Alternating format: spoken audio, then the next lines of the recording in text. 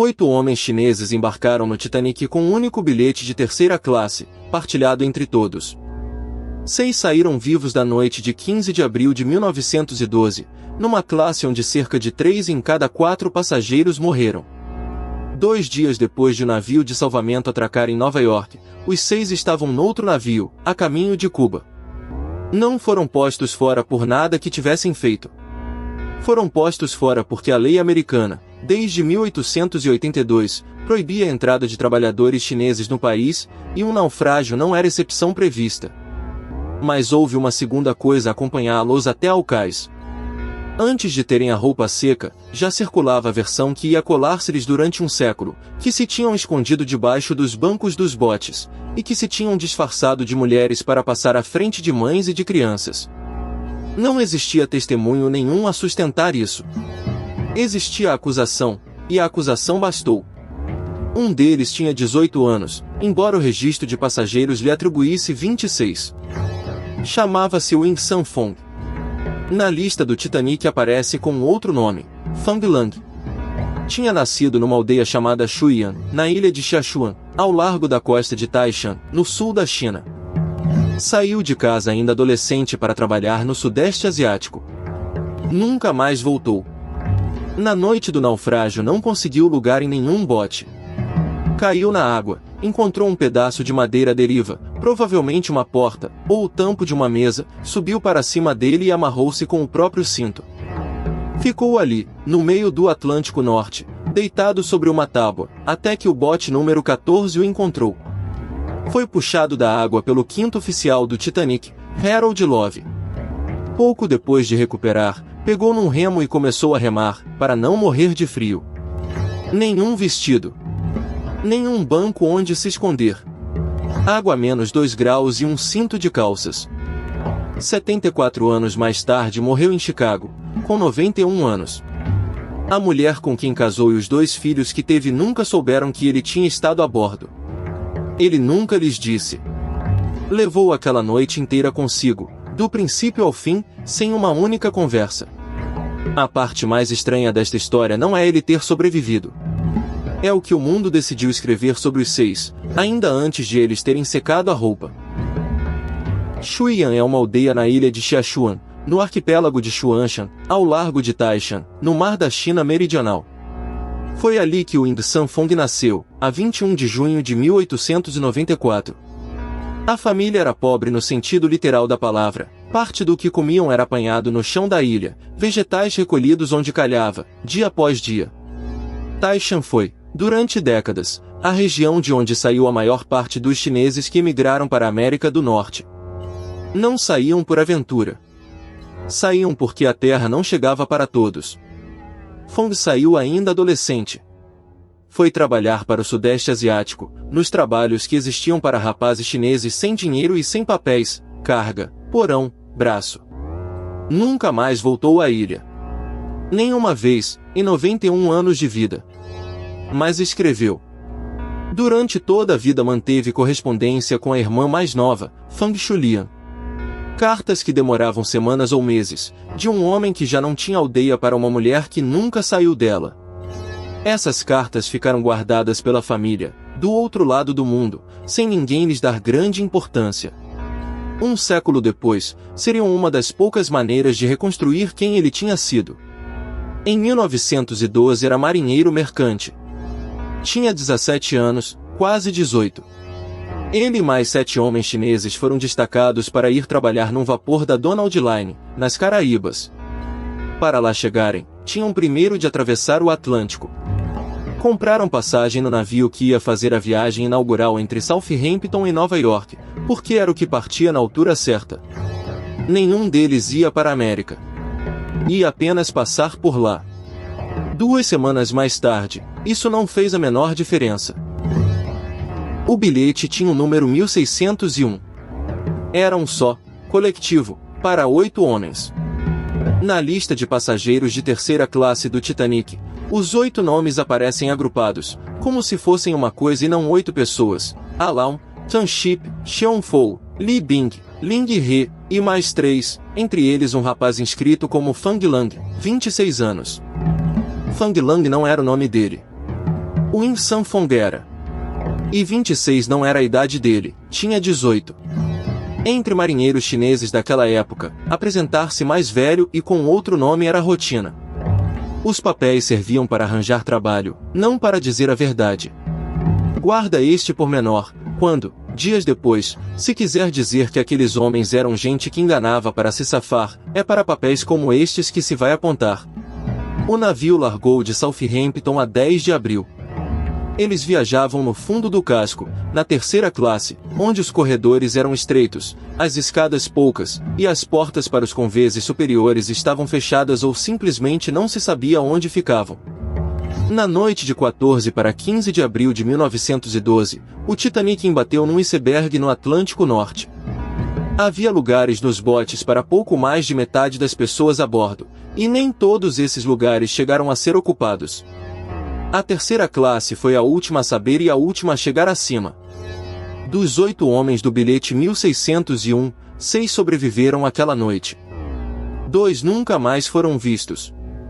5 dos 6 conseguiram lugar num bote antes de o navio se partir e desaparecer. O 6º não conseguiu. Foi para a água. E a água do Atlântico Norte, naquela noite, estava a menos 2 graus. A água está a menos 2 graus. A essa temperatura, um corpo aguenta 15 minutos, talvez 30. Ele cai. Vem à tona. À volta, mais de 1000 pessoas gritam ao mesmo tempo. Depois vão gritando cada vez menos. Encontra madeira. Um pedaço solto de destroço, provavelmente uma porta ou o tampo de uma mesa. Sobe para cima dele. E faz uma coisa que quase mais ninguém fez naquela noite, tira o cinto das calças e amarra-se à madeira. Pensa nisto. Um rapaz de 18 anos, a boiar no meio do oceano, de noite, sem nada à vista. E a decisão que toma é, se eu desmaiar, não posso escorregar. Depois espera. Dos 20 botes que saíram do Titanic, só um voltou para trás.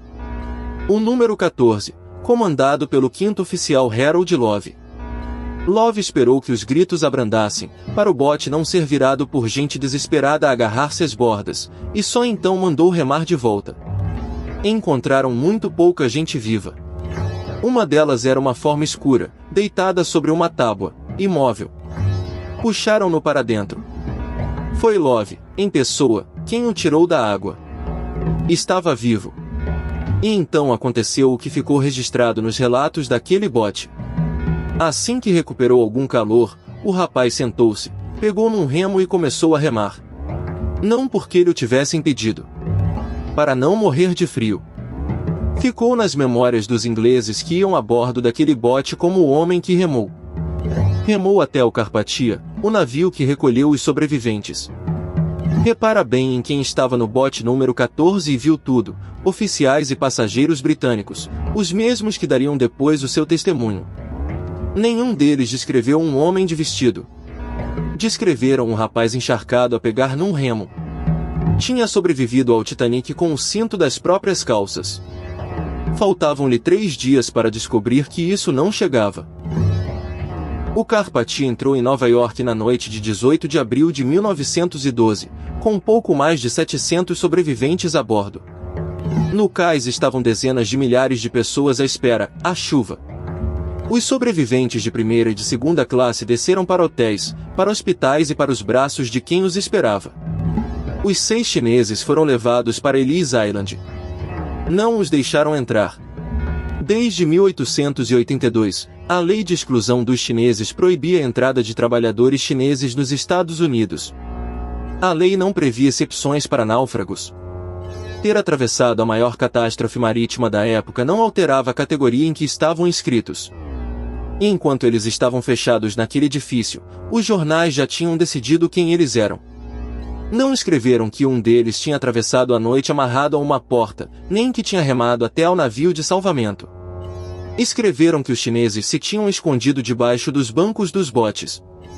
E escreveram a frase que se colou a esta história durante 100 anos, que se tinham disfarçado de mulheres, enrolado chales e cobertores à cabeça, encolhido o corpo, para passar à frente de mães e de crianças no momento em que se gritava mulheres e crianças primeiro.